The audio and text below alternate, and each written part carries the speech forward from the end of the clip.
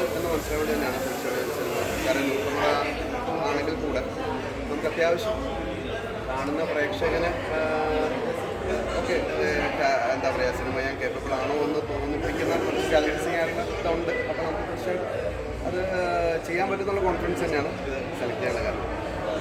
പിന്നെ performance wise നോക്കുവാണെങ്കിൽ മറ്റ് സിനിമകളിൽ നിന്ന് വ്യത്യാസമായിട്ട് തോന്നിയായിരുന്നു. അത് ശരിക്കും അതിൻ്റെ ശരിക്കുമുള്ള മറുപടി ഞാനല്ലല്ലോ പറയട്ടെ. നമ്മൾ ചെയ്ത സാധനം നല്ലതാണോ ചീത്തയാണോ എന്നുള്ള മൂന്നാമതൊരാളാണല്ലോ വിലയിരുത്തേണ്ടത്. അപ്പം ഞാൻ തന്നെ അത് നല്ലതാണെന്നും ചീത്തയാണെന്നും പറയുന്നത് ശരിയല്ല. കണ്ടിട്ട് എന്ത് അഭിപ്രായമാണ് നമ്മൾ സ്വീകരിക്കുന്നതാണ്.